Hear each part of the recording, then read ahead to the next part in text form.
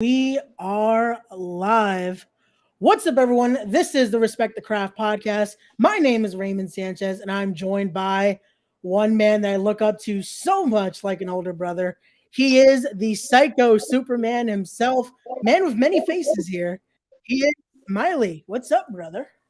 It is good. How are you, sir? I'm good. I'm good.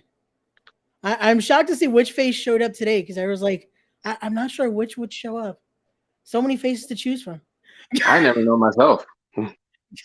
I'm like when I That's was like looking my at this wrestling. picture I don't know earlier, what's gonna happen before until it happens. So I was looking at this like I wonder which one will show up, and here we go.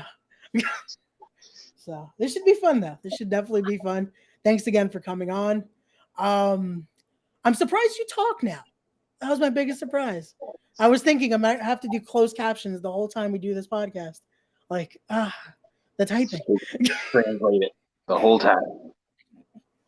Because I understood your smiley language at least a little bit, so it was somewhat okay. But I don't know if our fans are gonna be able to enjoy smiley language 24. I think the only person that might have spoken said language was Delirious. He the only other one that I know that spoke that kind of language. But my dialect was a little different. My dialect was more like northern Maine. Like once you get past a Gunkwit in Maine, and all of a sudden just words become gibberish. It's pretty much the same thing. Well then, there you go, guys. If you ever want to hear more of that, just go to Maine, guys. Just go to Maine. But yes. So again, like I was saying, this interview, if you guys have seen me promote, has been one of the longest ones I've been wanting to do. This has been one since the roundtable, since other podcasts I've been on. I've been wanting to finally do this because it really is an important one for me to do. Like this guy, like I said in the intro, is someone I look up to as an older brother. Was someone I met in one of my first ever indie shows. I want to say close to going on 6 years now. Let's show the old photo and show how normal my hair looked and how different the mask looked back then. Oh yeah.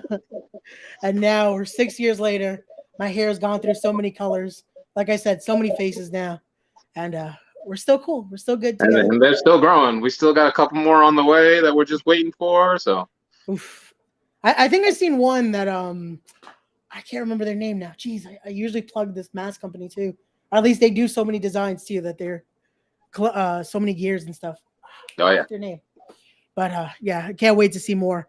But definitely, this is gonna be a fun one again, guys. Get your snacks, get everything, because this is gonna be a fun conversation here. And let's start a little important again. Why this is so important? Because there's also something I have on me that truly shows, like again, why we are so close. Because again, this guy, not only did I meet him as a fan of his, I met him getting to train under him, train with him, and just get under his learning tree. So this is going to be a lot more than just, hey, so how'd you get into wrestling? This is a lot more of a deeper conversation that's about to go on here. So can't wait for this. Absolutely.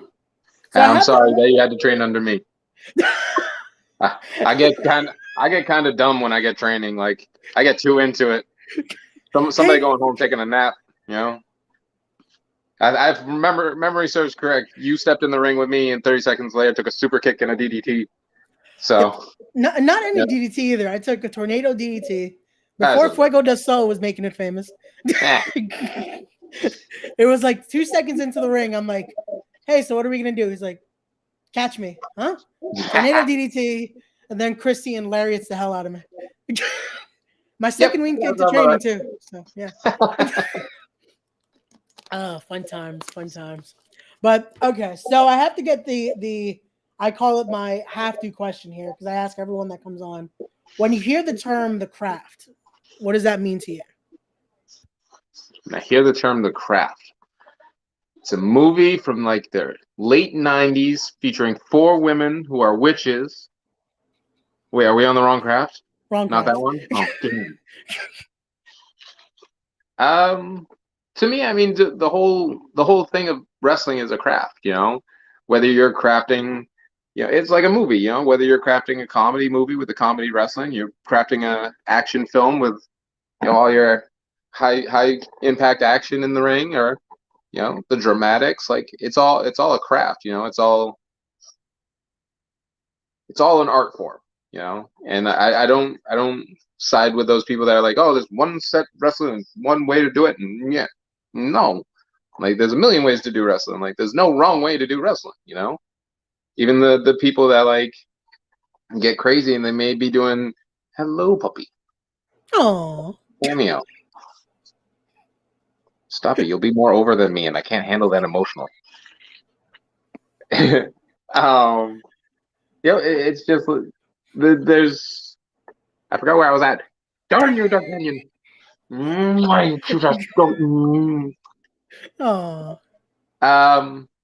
lost my train of thought. You were on like different styles of wrestling, that there's not one right style of wrestling. There's no wrong way to do it, because like at the end of the day, somebody's going to want to watch, Vern Gagne and Edward Carpentier. I'm probably butchered that poor man's name, Eduardo Carpentier, something. I don't know. Yeah, terrible with names. All right, they're gonna want to watch that, the crazy scientific, English style, old school version. But some people are going to be bored by that, and they're going to want to watch PWG. Like, there's no wrong way to do it, just like in art. There's no wrong way to do an art. Like, if you feel something from it, that's art. If I can go into the ring and I can make you feel something, whether I can make you laugh or I can make you scared or I can make, a kid cry because I lost, or a kid cry because he's mad at me because I'm beating up his, favorite wrestler. Like, as long as I'm making you feel something, I'm working my craft pretty well right there. Yeah. There you go. And that's exactly why I created a podcast like this, because I feel like when we talk about wrestling and we talk about that, it is a craft that we take very seriously in whatever adaptation that is. If it's, like you said, doing that form of art, doing any kind, if it's lucha, if it's deathmatch, if it's technical, if it's that just back to basic style, as long as you're doing it and doing it with that respect for it, hey, go on and do it. Absolutely. So, perfect. But so next up, I have to ask again. We talked about the faces of yours. I wanted to bring up. So let's talk about that innovation of finding those faces, or did they just come to you? Because again, you have a variety of faces here. We're showing here, and it's like they just get even crazier every time. But they have a little bit of a theme. So am I picking that up the right way, or is it just meant to be? No, there's definitely a theme to each one. I guess I'll give you a little bit of inside baseball. But if you look at the masks, not necessarily so much this one, because when this mask came out, I was in a bit more of a darker place, so I wasn't really like going so much with the tributes. But if you look at the pieces around the eyes, right, they're kind of shaped like this. Yeah. And if you take two of those and you put those side by side,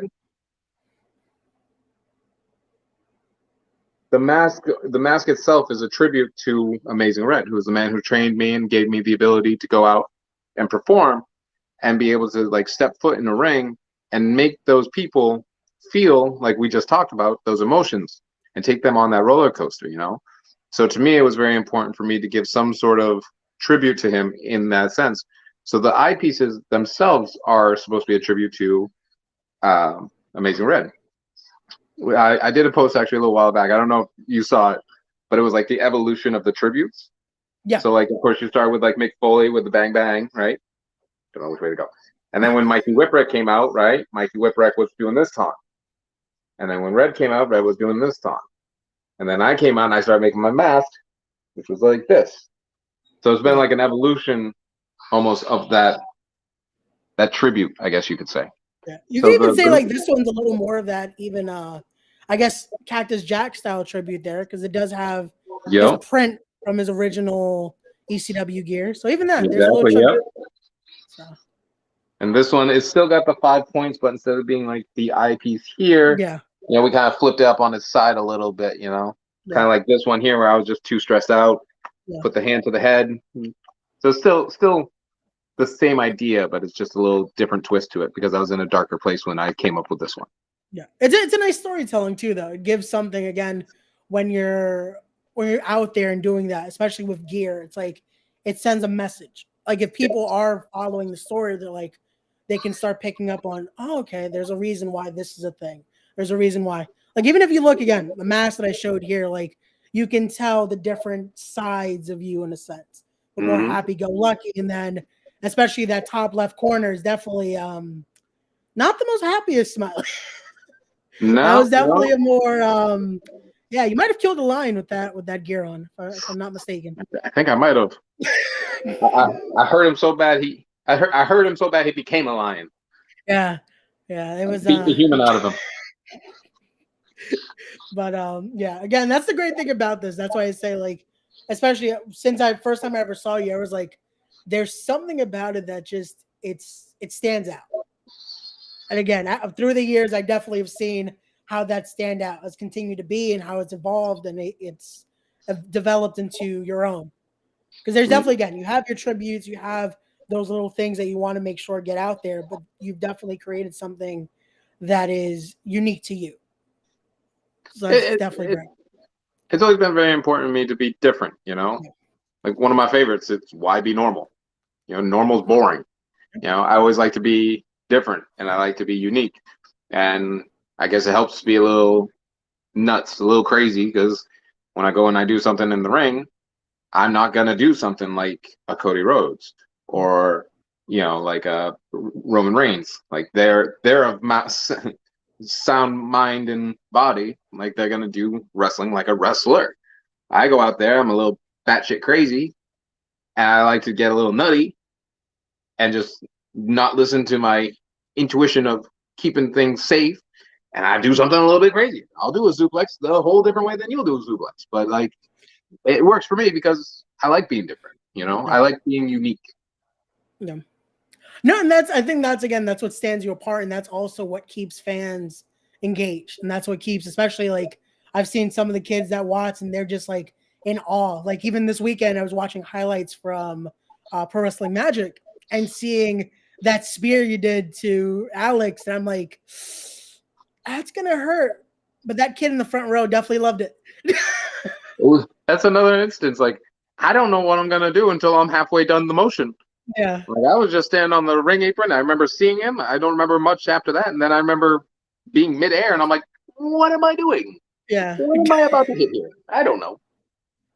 So most of it's just it's like a Deadpool movie just happening. Like you're kind of wondering how I got here. I am too, but we're gonna see how it turns out. Yeah, very much. Two best influences on life: Deadpool, Joker. If I have to have a pass, I'd like it to be multiple choice. And you're probably wondering how I got here. I'd like to know too. There you go. And again, that's the best way to do it and live it there, because it's again, why be normal? It's kind of boring. Yeah, it's like almost boring. It really is. Again, my hair is showing anything. I'm definitely not any near normal. So yeah.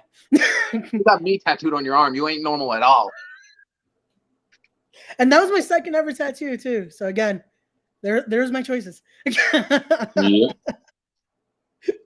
But so speaking about that, because again, I at that point we're getting close, but I was still kind of in the fanish stage of things. What has been seeing that, like the craziest thing fans were doing just out of reactions of seeing it? I mean, you might take the cake by getting a tattoo of me. Outside of me, I'm trying to get a better answer here, because I know you would say, well, you have a tattoo. I mean, there was that one dude that went on Ink Master, and he got a tattoo of me on Ink Master. That was kind of cool. Thought that one was unique. I didn't have a budget for Ink Master. Sorry, I went to my local spot. I mean, it's been some. I mean, the gifts are always kind of cool and crazy. Like, you know, it's always kind of fun. Like I a lot of times I'll try and keep as much of them as in my gear bag. You know, I have a bunch of like, I don't know what they're called, but when they put the little beads on the tray and then they iron it and flatten it out. Oh, okay, got you. The name's escaping me, but I know what you're talking about. But yeah, you know, a couple kids have made me some of those and made me look like Mega Man, and then like did one of my other masks with the skull, you know, handprints and stuff.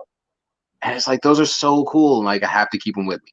No. You know, I've seen some kids try and reenact my ideas, which is terrifying. Don't try this at home, kids. I don't know. We did. I think that's all we got here. That was the issue. That's how we got here. It was like we never listened to that warning. Don't try this at home. It's like Nope. Yeah. No, we all threw a mattress down in the backyard and jumped off of something dumb, you know. Yep. And definitely, we have a comment here from Silence saying Smiley is definitely nasty inside the ring. He definitely is. Oh, He's done some crazy things in that ring, and continues to do them again. Yeah, when you grow up and your biggest influences in wrestling were, you know, Amazing Red, Nova, and Chris Kanyon, you're probably gonna try and be as innovative as you can, you know. Like those were my guys because like I love the guys that every time you watch the match, like you didn't know what they were gonna come up with next.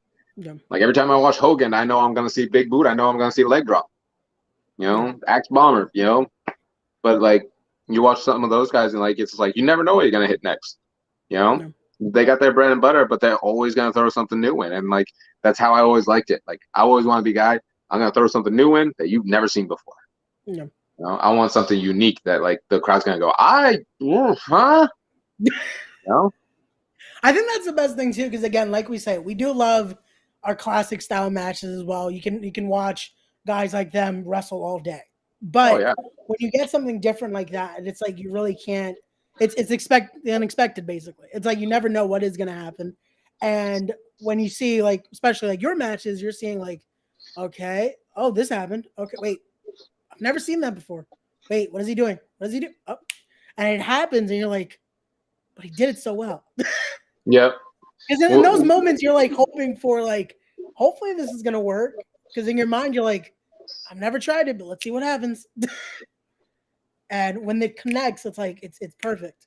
And now everything again, the lucky is like I've had combos with guys like Ron Starr and even Mac, and they talk about like those things weren't recorded, Sally, when they were doing whatever they did back in the day. Now we're lucky that again, GIFs are a thing, or GIFs. Sorry, okay. And IWTV and all that. That it's like those moments, luckily, are being streamed everywhere, so you get to keep that memory, and it's all over the internet now. Oh yeah, that's the best thing about all this. Get to record all my dumb shit. Hey, you shared a clip the other day. I can't remember when it was, but you diving off Amazura's that huge like stage area. It's just like, yep. I can doubt there was much thought about that. It's just like, yeah, I'm gonna dive off this. That was me and Brian XL in a Falls Count Anywhere match, if I remember correctly. I believe so. And the funny part about that, which I think the footage is lost other than that one clip I got, which I think was another podcast that actually recorded it. Yeah. And what you can't see is like there's the ledge, and then behind the ledge over here, there's a window into the locker room. So like all of us could kind of sit up in that window and we could watch the show as it was going on. Yep. So I remember climbing up and I stood up and I look, and as I stand up and I look, I'm like eye to eye with Red. And he's going, and turned around, and by next thing I knew was there was a pile of bodies there. And I pulled my best Seal impression. I believe I can fly. And again, that clip is still out there, still going viral because every time it's around, it's like people just want to share because it's like, yeah, this happened. And he survived to tell the story. That and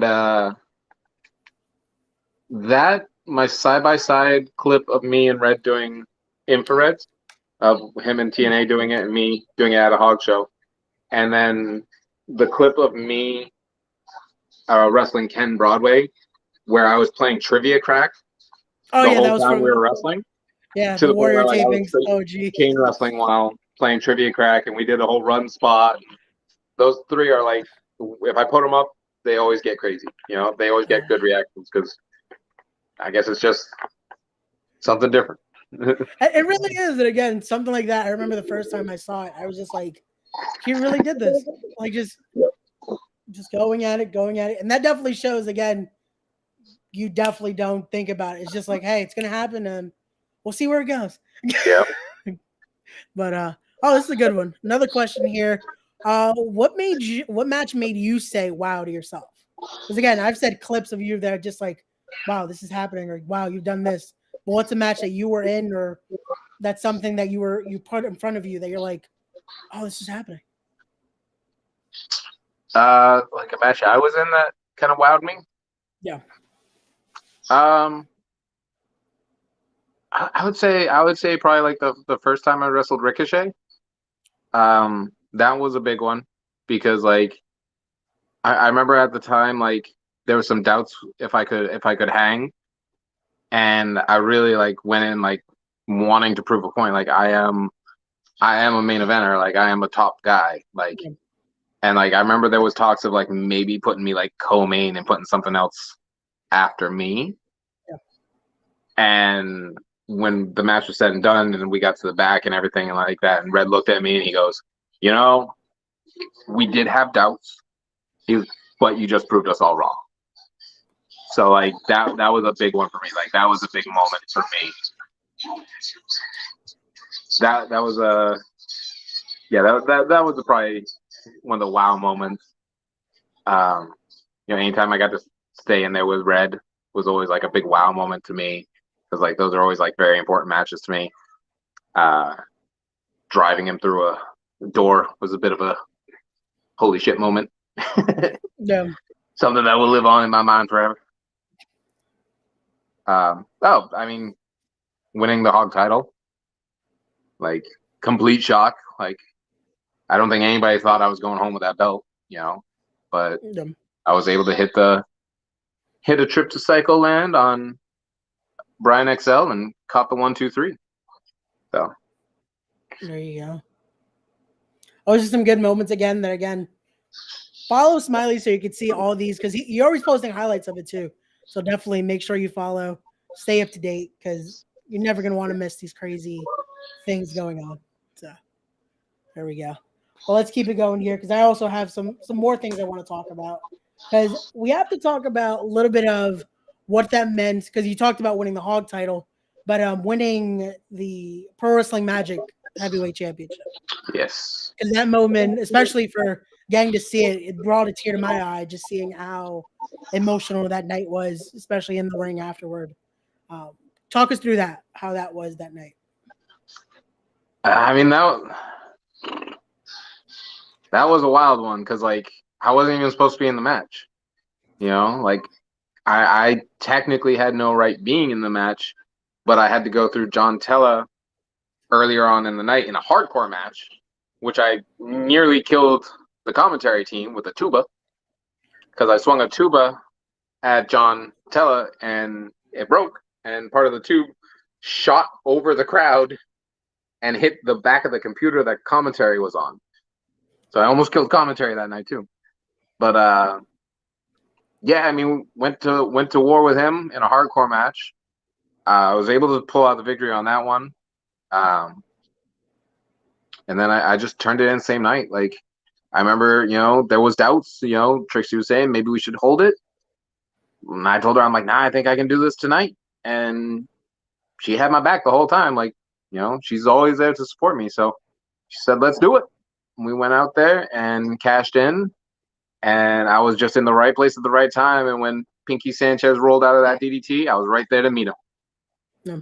And when they hit that 3, like, yeah, emotional would say the least, Yeah. Of course, it was right around the time we had lost Maddie.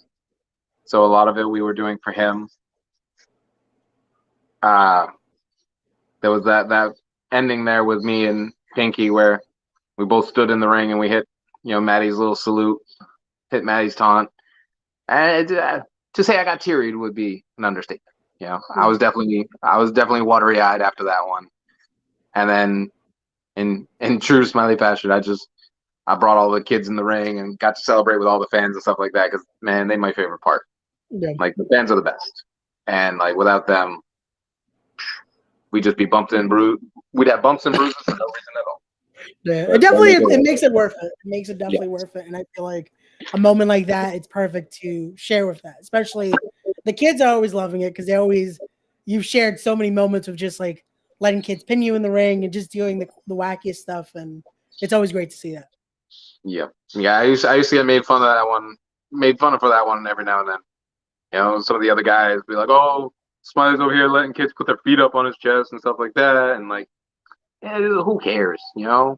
I let a kid, you know, I'll lay out on the ground, have the kid put the foot on the chest, hit the Jericho, you know, let them take a photo, and then that's a photo they cherish for the rest of their lives, you know?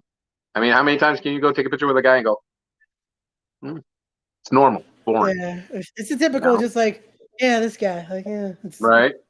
It definitely it creates something that, again, I feel like it's lost. That's like, you want to make it so this could possibly make the next wrestling fan, or make someone that, hey, they're like, you know what, I saw this and I want to do that now. And again, that creates the next crop of talent. You just never know. And the best part is the smiles are genuine. Yep. Like when you do something like that, like one of my favorites, I'll take a kid and I'll pop him up on my shoulder and start, you know, give him a torture rack for a photo, and they're laughing and they're smiling and they're happy, and those reactions are genuine. Yep. You know, like you can go take a photo with somebody and put on a half-ass smile, but like those smiles, when you get them to laugh and have fun, those are genuine smiles, and you can see it. You know, you can tell the difference. And it's like, I mean, you've been to shows where I bring Mikey in the ring. You know, Mikey's a little boy that comes to all the Magic shows. He was born early. I think it was like a month and a half early, something like that, or almost 2 months early.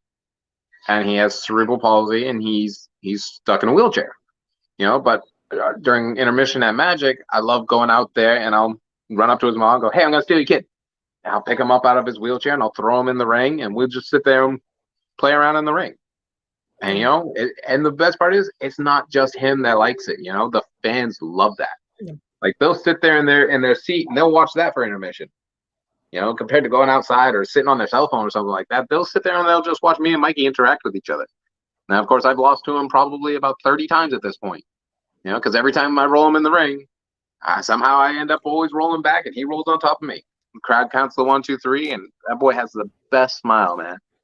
The biggest smile. And again, that's moments that I can imagine he's going to cherish forever. His mom is definitely going to cherish forever. And even the fans, they get to see that and say, hey, you know what? I got to see this guy do this spot tonight, this match. But a moment like that is truly something that just, it stays there forever. Yeah. So that's great. That definitely is great. There's one the other day kind of hit me hard too. When I first started, I was doing a lot of shows in Massachusetts for NEFW, and I think later they become RPW or something like that. And like those, you know, of course, we always had our core set of fans. And one little set that I was very close with was Justin would bring his kids, India and Monster. And I was going through some photos the other day, and there's a photo of me holding India up on my shoulder, and we're walking around the ring because she had a karate tournament, and like they needed to kind of fund the karate tournament. So I took a Smiley doll, and I had put it up for like an auction kind of thing during intermission, and whatever money they could keep it. I think it went up to like $200 or something like that. Like, got up there. I was sitting there going, maybe I should make some more dolls and keep things for myself. I got some bills to pay. But like, I was looking at that photo and I'm like, she's mad young in this photo. And then I go and I look online, because of course we're friends online, and she's out there like winning tournaments, and like she's in high school now. like where did this? What happened? Like she was like, the last time when I met her, she was like a 5-year-old walking me to the ring, dressed up like the character from Princess Bride, and she was my manager for a day. And like now she out here winning tournaments and going to high school. She a full-grown adult almost. Moments like that, like another one that I'm sorry, I keep ranting on about like these different experiences and stuff, but like another one that, like, you know, it holds true to my another one that holds true to like to my heart is same area actually up in Massachusetts. They have a crew called Full Throttle Wrecking Crew, and like they were kind of like a hype crew. So like they would come early and they would help set up the ring, set up the arena. And then they got their own little table within the barricades, and they would kind of like the hype crew. Like they would pound on the table and get everybody into the matches, and they're great. And I became close with them and their families. And one of the grandkids, his name was Wyatt. And Wyatt was I'm telling you, the biggest Smiley fan. Like that kid loved me to death, and I loved him. Like we were getting each other Christmas presents for a couple years there, because like I moved my stuff into a storage unit. I still have it looks like a Santa Claus, but it's made out of a footprint that he made. It's the cutest thing ever. And like I remember at one point, like we had like 3 shows, and it was like Massachusetts, Pennsylvania, Connecticut. And it's like there's no reason to go back to New York. It's just adding extra miles for no reason. No. And the Wrecking Crew guys, they let us stay in their place. So like they literally told us, like, you know what, it's gonna be late. Go to our place. There's a key under this rock. Go in, have at it. You guys are good to go. Whatever. So we go in, open up, and I'm like, all right, I'm gonna stay in this room. I ran in, I set my stuff up. We go do the second show. We go back to the building. When we get into the building that second night, there's a note on my pillow from Wyatt. And he's like, Smiley, I think it's the coolest thing ever that you're staying at my grandparents' house, and I hope to see you soon. And it was just like this. The boy made a full-on letter, and it's just like the greatest thing in the world. And it was like, I mean, I kept that thing. It's still in my storage unit, you know. Like I keep all that stuff because it just means so much. It's something as simple as a letter. You know, there's a little girl right now. She's making me a drawing. She said she's gonna give it to me at the next magic show. You know, stuff like that means the world to me. Yeah. And then I love Full Throttle Wrecking Crew because when we woke up the next morning, they were there cooking breakfast, and we had eggs and bacon and you're back. And we had those toast, and them boys can cook. Yeah, huh. They treated us good that night. So yeah. Again, those are the genuine moments that, again, you create those bonds that it lasts forever. It lasts longer than just that one night at a show, you know? Oh, absolutely. You know, you make friends out of this. Like wrestling, you make family almost out of wrestling. You know, these people come to see you and they pay their money to come see you, and you know. Oh, it really is. And again, it's those bonds that we're lucky to get those real bonds out of this. Like, again, like I said, not just because you're on the podcast, but you are someone I do consider like an older brother, because we did get to become close. Like, it isn't just, hey, it's Smiley, it's a rest. Like, no, there's definitely something deeper there than just that. So, absolutely. Got more comments here. Smiley needs a Funko. My first birthday. I did.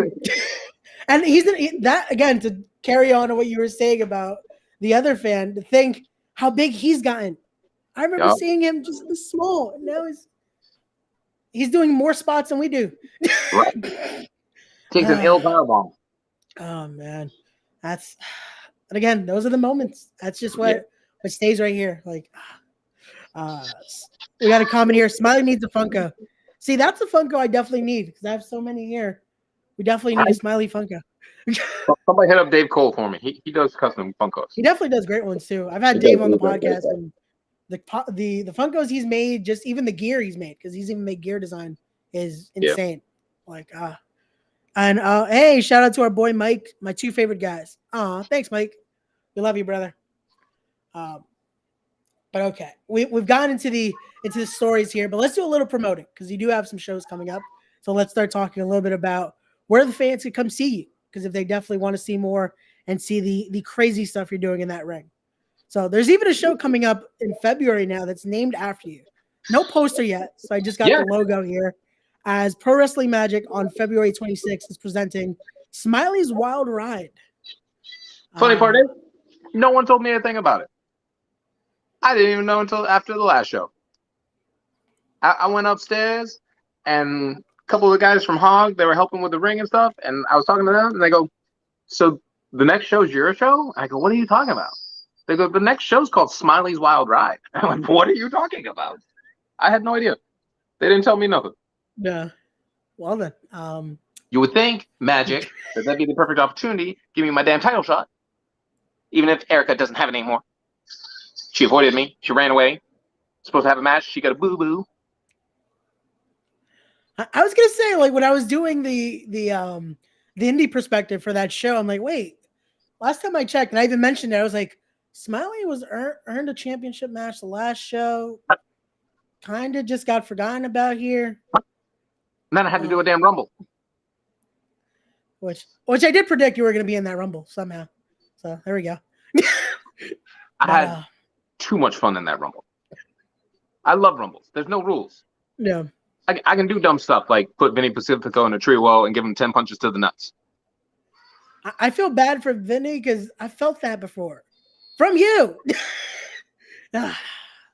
What is it with you? No. Thanks to that damn... I want Catred, damn it. Somebody booked me and Catred. I got some revenge. She gave me damn head scissors. Spun forever. Hey, I'm happy to see Catred back. But that would be a good match, though, you and Catred. Happy to see her back in the ring, though. That's always great to see. But yeah, that should be a good match. Well, maybe that's the wild ride. You're gonna go in another head scissors that night. Why make me throw up?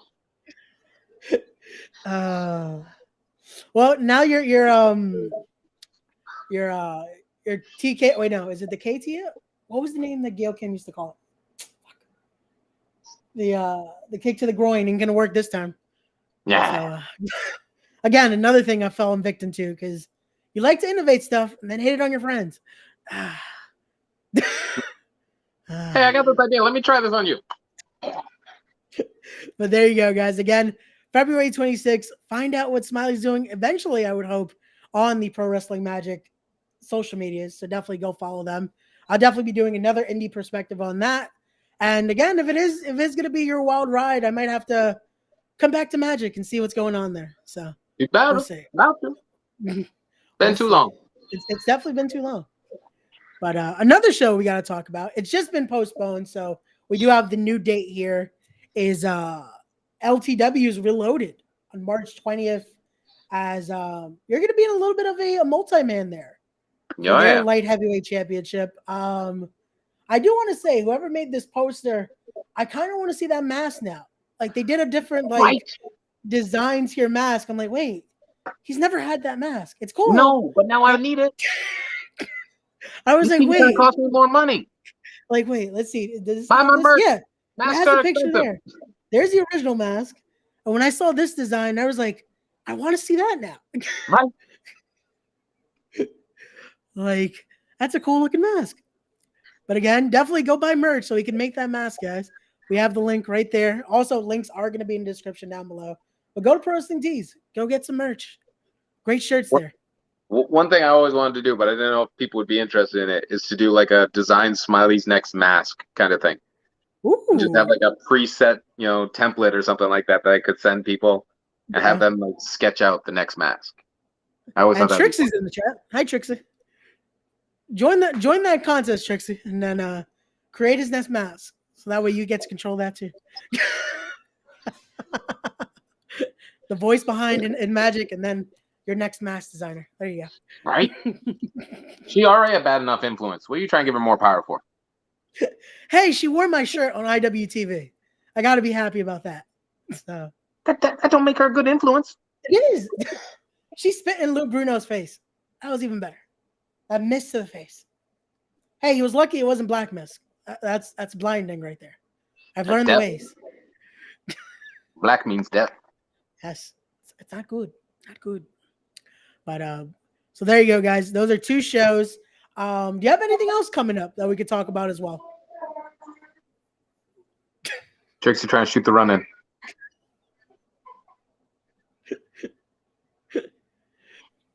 But show-wise, is there anything else we can promote for you that fans can come see you, or should they stay up to date with your socials? I know I have one on Sunday. Yeah. But I don't know if I'm allowed to announce it. So I would say follow me on the socials. So as soon as I know if I'm allowed to announce it, then I can. Once again, at the time of this recording, we can't announce, but if he does post it, I don't know if I'm a surprise or not. So, ooh, that's always the best thing. Just show up to all the shows on Sunday. You might run into me. There you go. Of course, we got the Hog show coming up in February. That one's going to be a good one. I always get a little extra nutty for them Hog shows. That's home right there. I always get a little bit more, a little extra crazy on those ones. I'm in works with a couple other places, trying to get some, hoping to get to maybe Mexico this year. Ooh, Be finally. nice. Got some friends down that way that are trying to help me get in. You know, that's another thing that's really cool about wrestling is like I've been able to make friends all over the world. You know, I mean, I've been able to make friends with like Mr. Iguana out in like Mexico, who works for AAA and stuff like that, and then like Dean Allmark out in England. Me and him be talking all the time about wanting to work with each other and about how like England's a huge dream of mine, and like I really want to get out there because like he's like me. He's always trying to come up with that next cool thing that nobody else has ever seen before. Yeah. He came up with the Ruby Cutter, which now you can see Tony Storm doing. Yeah. Now it's Tony Storm's finisher, but like that was a Dean Allmark creation and stuff like that, and like it's just so cool that like somebody approached me the other day and they're from Alaska. Like, how does anybody know about me from Alaska? Like, well then, who cares about I was just a fat white kid from Maine. I moved to New York and started following my dream, and now I know these people all over the world, and like I have connections with all these people. It's crazy. No, and that is the great thing I think wrestling does bring, and this craft that we love brings. That again, we get to talk to people who would have known we ever get to speak to, and gotten to meet. Like again, even because of this podcast, I got to talk to Jimmy Jacobs, someone I grew up watching as a kid. I was like, wait, I'm talking to Jimmy Jacobs right now. Even Masada, friend of yours as well. That the first minute I messaged him and he was like, sure, he'll do it. I hit you up immediately, like, hey, I'm gonna have Masada on. Like, I love Masada. Most intimidating man I ever asked for my phone number. We did a show one time. I guess he got to watch me wrestle a little bit. After the show, I'm saying my goodbyes, and he just looks at me from like across the room. He goes, "Smiley, come here, give me your number." Sure, whatever you want. That I think that was the hardest interview to try to just like keep a straight face for, because it's like it's Masada right now. We're talking death matches, we're talking all that, but he's so nice that it's like it's Masada. Like, and that's again these moments that we get because of this. It's still crazy to me.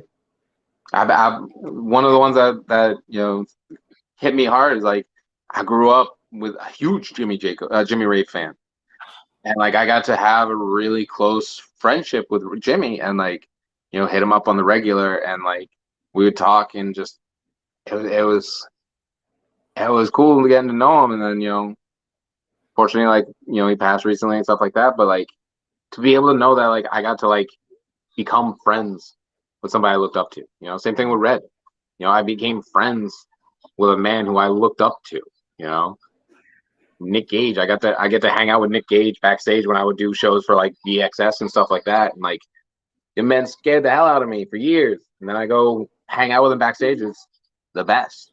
Yeah. We did a show one time. New Jack was on. I set my merch up, my bag up. I'm sitting down. I'm getting comfy.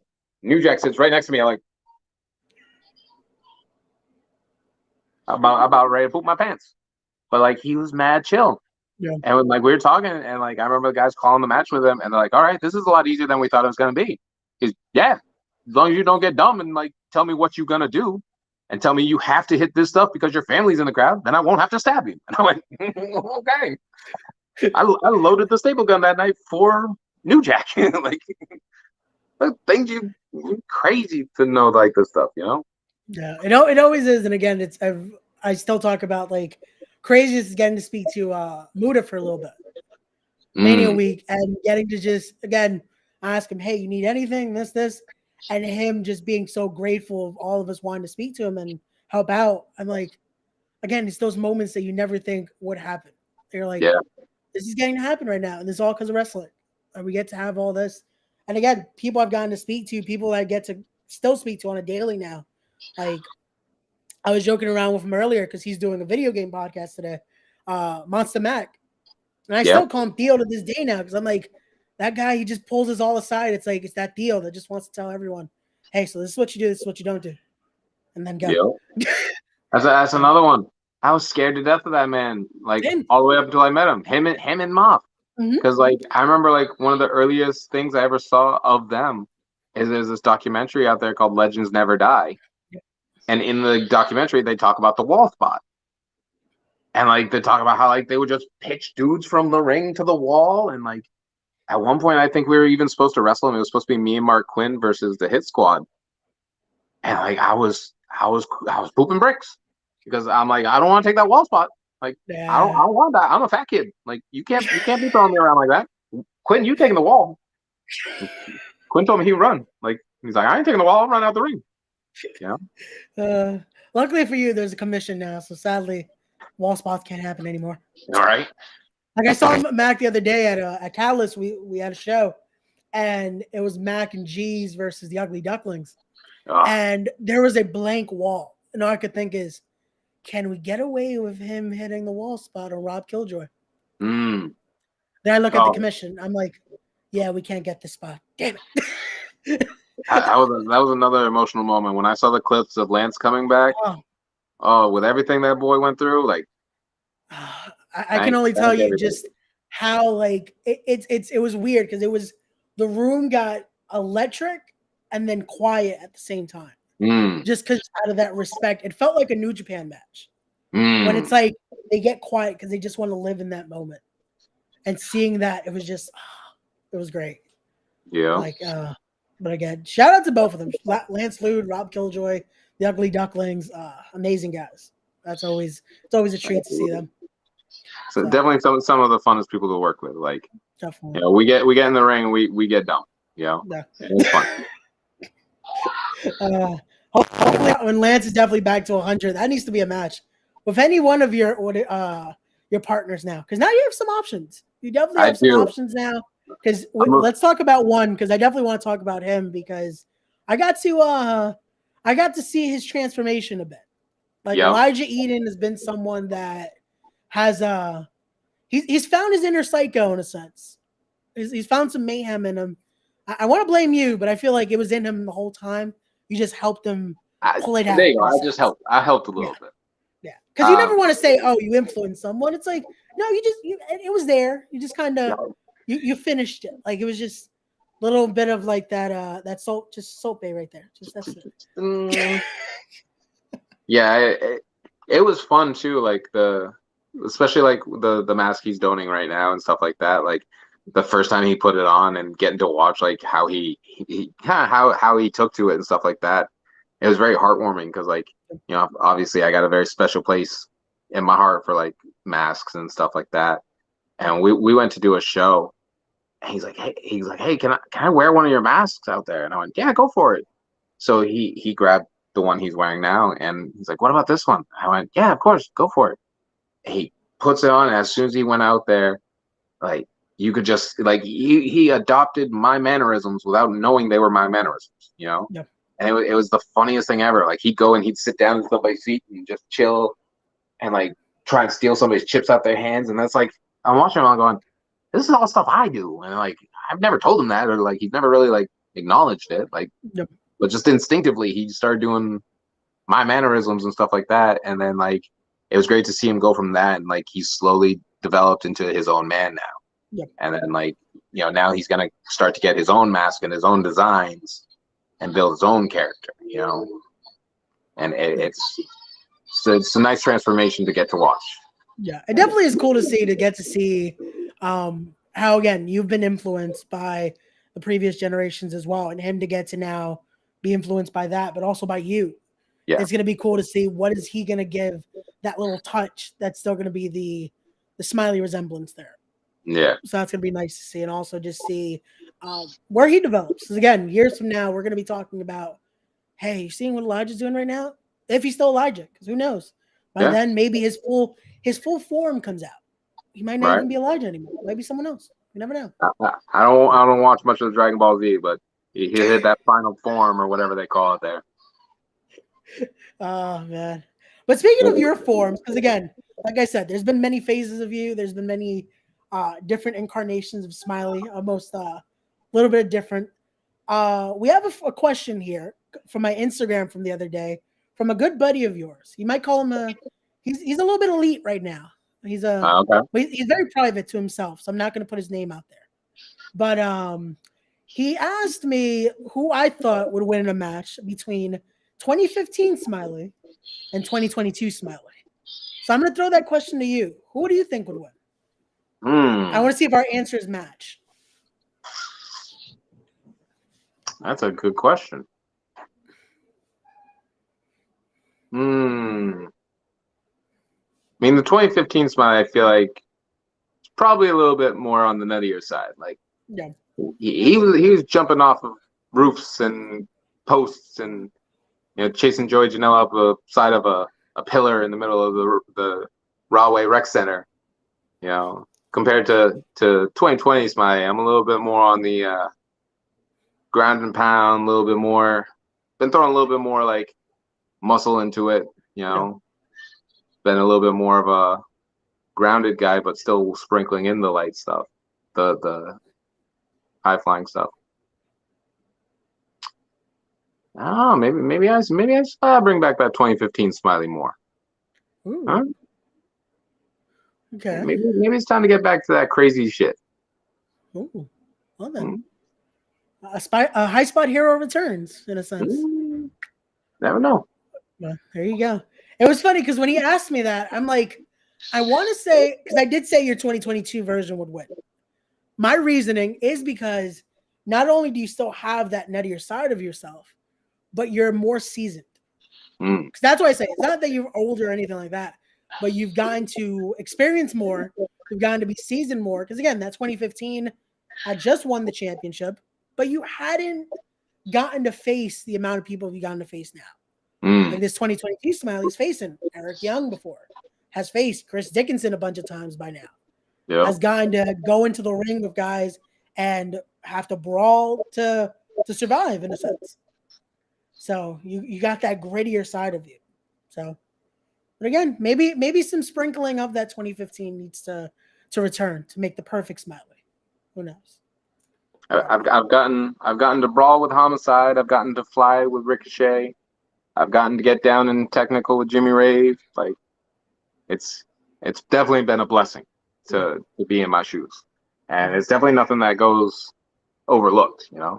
Like every opportunity is special to me because you were that. It's special to him too. Wow. You want to say hi? That's what's going on. Aww. You want my chicken nuggets, don't you? You leave my nuggets alone. The funny part is my dog's usually around here and she's just gone. Like she's like, "Nah, you'll handle the interview. I'll rest." If memory serves correct, he kept making cameos too when I was doing that wrestling with positivity thing for is it Indie Corner? Yep. Tiffany there. He kept making cameos in that one too. Again, hey, yeah, the little one, the bigger stars. Already trying to make a run in. Oh. he tried to shoot the run in and steal my phone so we can watch some Netflix. Oh. And then I'll have to powerbomb him onto the bed again.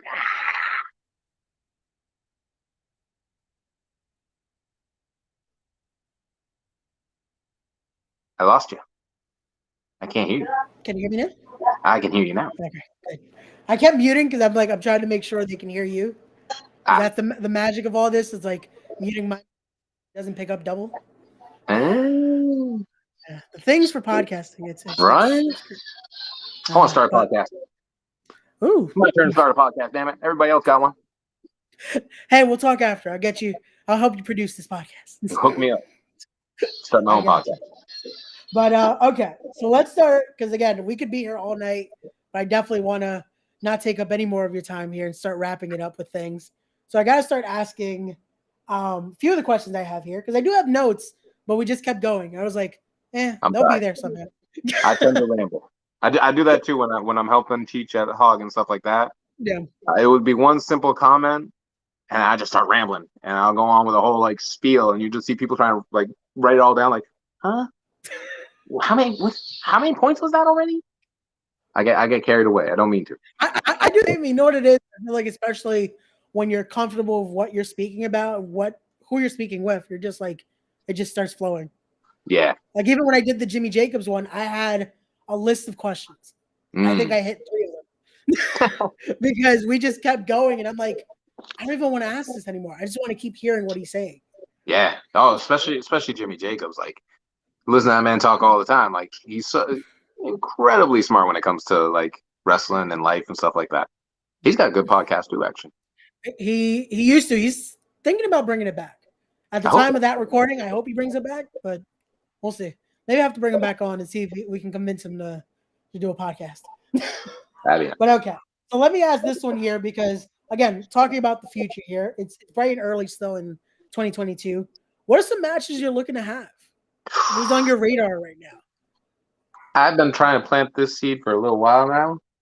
I want Delirious in the worst way. Like, I want singles match. I want tag match with me and Mike Grassa versus Delirious and Hallowicked. I want trios with me, Grassa, Elijah versus Delirious, Hallowicked, and Frightmare. I want, like I said earlier, Catred. I owe Catred some revenge. She gave me head scissors, almost made me throw up. I do not appreciate that. What were the other ones? Like, there's so many of them. Like, especially with getting Fit to be tied back together with me and Mike Grassa. That's been great to see. We have like just incredible chemistry. And then of course me and Elijah, we're looking for that platform that will just let us take off. Yeah. You know, and really let us show everything. And then the three of us, we've been talking for a long time about getting together and doing trios. You know, another one that would be great, like when Lance is at full capacity, is trios of me, Elijah, and Grassa versus the Ugly Ducklings. You know, like that would be a great trios, I feel like. So many. You know what's funny is I have a list somewhere too of like all the people I want to wrestle, and now I'm on the spot and I just spacing right out. That's the best thing because it's the minute we stop recording or stop streaming, you're gonna remember every single name and everyone. Like, I should have said this person. I should have said that person. Like that's I mean, the best. I know there's like a lot of like of course there's a lot of big names that I want to wrestle and stuff like that. Yeah. You know, Aleister Black's always been one on my hit list. Yeah. Malachi Black. Sorry. Hey, all that Shelley's another one. You know, Alex Shelley's a big name that I really want to work with. Dean Allmark, me and him been talking for a long time. But like I said, even a lot of the ones I want are just my friends. You know, like I would love to wrestle Osito from Hog. You know, I love his style and I love like how intense he is and stuff like that. Charles Mason, like I just want to get in the ring with him. The psychopath versus the sociopath, like let's make it happen. Gotta be careful with him though, because he likes to choke people out. That's fine. And has a hard ass chop. Like he chopped the shit out of me once. Damn. You've done worse to me though, but he has a hard chop. Don't make me have to catch this on Tree Trunk. Even you know, like Vanity. Vanity's a good friend of ours, and like it'd be great to wrestle with her. Cheeseburger's always been one that I want to wrestle with. Ooh, okay. He's big into like the chain wrestling, the technical stuff, and I love testing myself with that. Yeah. And like it's sad that like a lot of times you don't get to do that out on the indies, is you know, especially with the fans, you know, attention span nowadays is short. So like they expect headlock, drop down, leapfrog, top rope, burning hammers, you know, and I want to go in there and I just want chain wrestle. Like it's funny. Someone I think would be a great match with you, and I gotta throw it out there just because of his resurgence in the last few years. You and Ghost Shatter, especially for a technical match like that. I'd love to see you and Ghost go at it. We've talked about it a few different times about wanting to get in there and just work with each other. Yeah. There's even some crazier matches I've wanted to get. Like I want to wrestle Matt Tremont. Ooh, okay. And like I want to wrestle Nick Gage. Like that's probably a death wish, but like I just want to test myself. You know, like with people like that, like I don't know. This is where I hope Trixie's not in the chat anymore. Listen to me say you want to wrestle Chima and Gage. Right? She'd kick my butt after I get up. Hang up and just get hit in the head with a flying chair or something like that. You want to do hardcore? I'll show you. Yeah, like even stuff like that, man. Like, and then I'm like, obviously, I want to get to Mexico. I want to wrestle Mr. Iguana, Psycho Clown. Psycho Clown's still going strong. Like seeing him this weekend was insane. Yeah, like him in that Rumble, I was like, Psycho Clown's still going. Yeah, there's a lot of guys that was in that Rumble I want to wrestle with. Like, I want to wrestle Lufisto because like she's so good. And like right before COVID hit, I was supposed to wrestle B-Boy, and then COVID hit, and it took that match right out of my hands. And it's like I want that match so bad. Yeah, that'll be a good one too. Again, that veteran style and getting to see what he brings with you. So yeah, that'll be cool. But that's good. Again, you have your options because again, now you have the tremendous amount of teammates you could also team with, but also those singles matches, or even giving them all at once. Maybe a tag match with Tremont and Gage because now they're a team again. Hate Club's back together. The new Hate Club. Yeah. Or again, maybe a lucha style scramble with Iguana, B-Boy, and all of them. Who knows? Right. So the options are endless. I love scrambles, but it's like I want that education. I want that one-on-one. I want that education. I want to be taught a lesson by B-Boy, you know, because I know he just want to get beat up by B-Boy. he probably gonna school me. Yeah. But that's where my uniqueness comes in. You know, that's where my flair of like doing stuff different than everybody else does. He's gonna school me, and I know it. He's gonna beat the hell out of me, and I know it. No. But he can't prepare for me. No. Because everything I do is different than anybody else he's ever wrestled. Also, again, we don't know which will show up. And you don't know who's going to show up. There's only 12 there. I think I got something like 20-something masses now. Well, we can only fit so much on the screen. Right. So I had to narrow it down. Here's some fun trivia for you. What hardcore legend did I debut against? I should know this. Why do I not? I can't remember this. I know who you first spoke to was Dreamer. It wasn't Dreamer that you faced first, no? No. Who was it that you faced? Damn, why can't I remember this now? I know we spoke about this. That's going to mess with me. Let the fans know, because I'm drawing a blank here. The first match I ever had was a 3-on-3 against across the ring from Necro Butcher. The very first match I debuted as Smiley, I stood across the ring with Necro Butcher.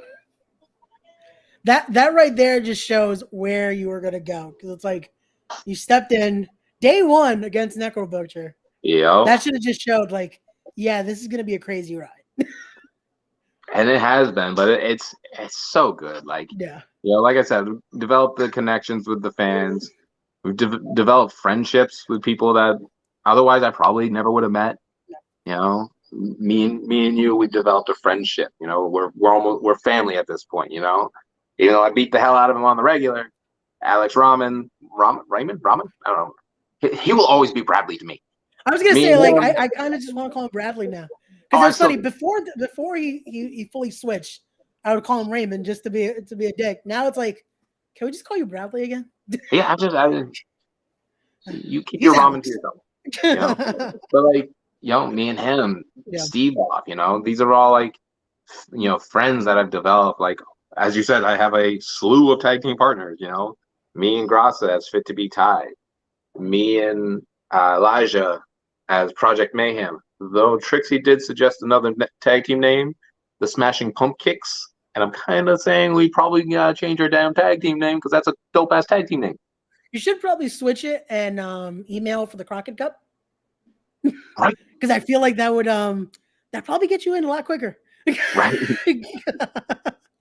And then you got the Psycho Drivers with me and Everett Cross. You got Smiley and Juba.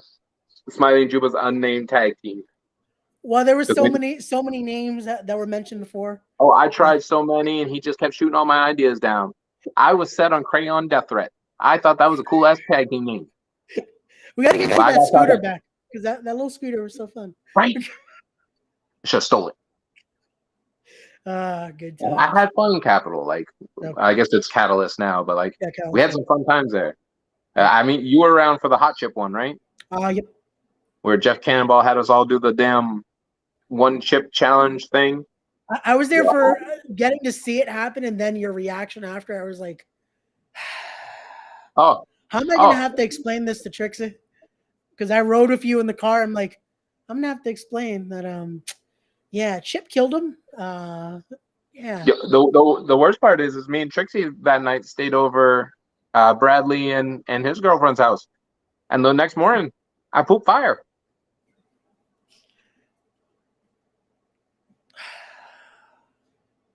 It was bad. It's not fun. Good times. Good times. Crazy experiences in wrestling. But there you go. Okay. So my last usual question I ask, and I can't wait to hear your answer because again, you've told some great stories here, is what's your end goal? For in the ring, in the ring, or for however you want to explain it here, what's your end goal? I mean, there's a couple. I mean, the goal, of course, is to be able to support my family through wrestling, you know? And like, as much as I would love a contract with some big fancy company, like, to me, as long as I can put food on the table and a roof over everybody's head and we can live comfortably, like, you know, that's all I want. And like, I guess the end goal is like, I want, one day I would just want to own my own wrestling school. You know, I want to carry over all the knowledge that's been provided to me by Amazing Red or Brian XL, and I want to be able to pass that on to, you know, the future.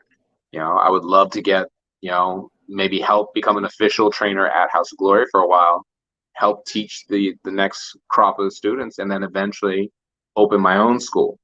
You know, like a kind of like a sister company to Hog or something like that. But like, I want to run my own company, you know, my own school. And because I love to teach, like throughout the week, like when I can pop into Hog and like, you know, just grab a couple guys like, hey, you look like you're struggling with rolls. Come here, let me help you. I got you. You know, and just pull them aside and help them out. And like, I'm very passionate about like teaching, and like, I mean, hell, I'll go to a wrestling show, and I'll see somebody standing there. I go, I have this idea for you. Try this, and you know, I'll teach them something cool and new, and then they take that and they, you know, blow up with it, you know? Yeah. So I guess the end goal is to just make a living off of wrestling and to just one day own my own wrestling school and help teach the next crop of people. You know? And that's something, again, we've talked about the school part and all that. And again, I can say from experience, Smiley definitely is someone that is going to train you in some very unique ways, but definitely get you on the right path. Because I've done it firsthand. Like I've been trained by Smiley. Maybe unorthodox, but it works. Hey, it works. It gets you ready for anything.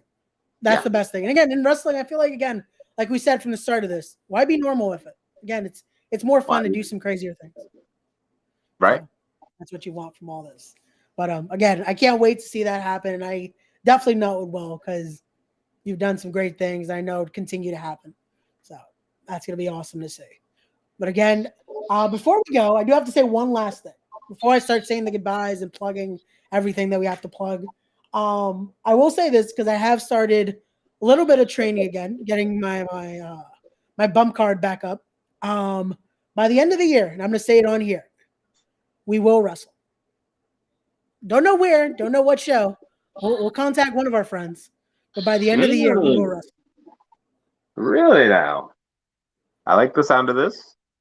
So I had to say it here because I was like, why not just say it on the podcast instead of just texting him, hey, so let's wrestle by this. Like, no. So I'll say it on here. By the end of the year. Out in the world and make that shit happen. Yeah. Somebody gonna make that happen. There we go. We'll do the whole promo package. It all started because of me calling him a puto before he wrestled Sammy Callahan. Yeah, somebody else did that the other day. Somebody called me a puto online, and I instantly thought of you. That's how we should have started this, because that's how technically our friendship started.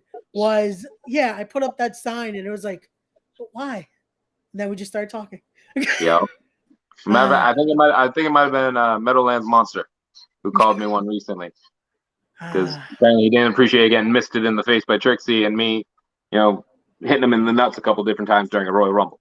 But like I said, you put me in a Royal Rumble where there's no rules, shit's gonna happen. People gonna get their dicks punched. But there you go. Sorry, Monster. Sorry, not sorry. Evil emoji again. Nah. But again, that's how we should have started this, because that was how I did that. Because for some reason I was like, yeah, let's call him a Puto. I like Sami Callihan. And I still remember Sammy's reaction to that, like, yeah, he was my fan.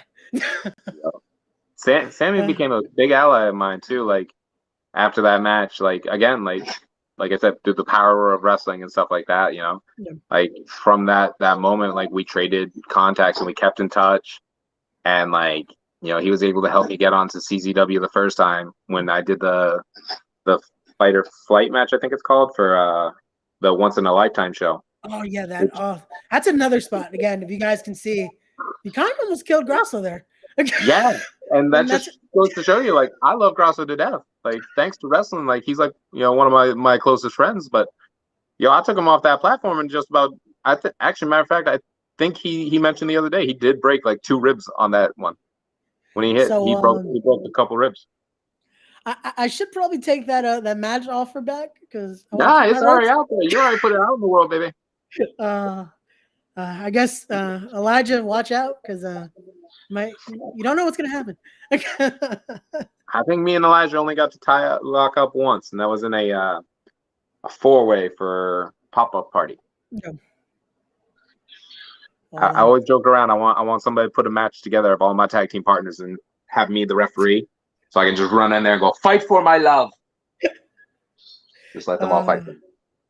Poor Juba, because that's gonna happen. There's just like Nez and Evercross, Elijah, and Gross are just looking at him like, so we're gonna kick his ass, right? Okay. Yeah. Big man's always got it worst.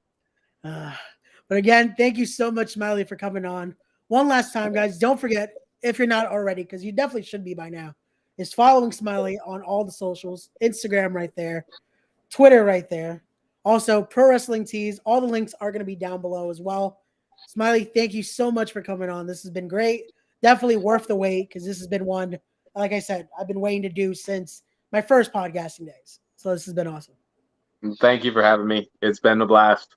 Took me 8 years to learn how to speak properly, but thank you to English for Idiots. I was able to catch on. It just took English from Idiots and a bunch of bullshit from Pro Wrestling Magic screwing me over my damn title shot to piss me off enough. I think that's what it was. They're just like, they made you now want to be able to speak. That was like, you know what? Right? Now I got to talk about why I'm angry. Which again, guys, February 26th, go see Smiley. Maybe he'll get his way and get his title shot there. So February 26th. I want my title match. I want a title match, damn it. It's my show. I'm allowed a title match. There we go. So definitely check that out, guys. All the links are down below. Again, thank you so much, Smiley, for coming on. As always, guys, don't forget to be wise, be genuine, be real, be better people, and respect the craft. We'll be talking soon. Peace. Later.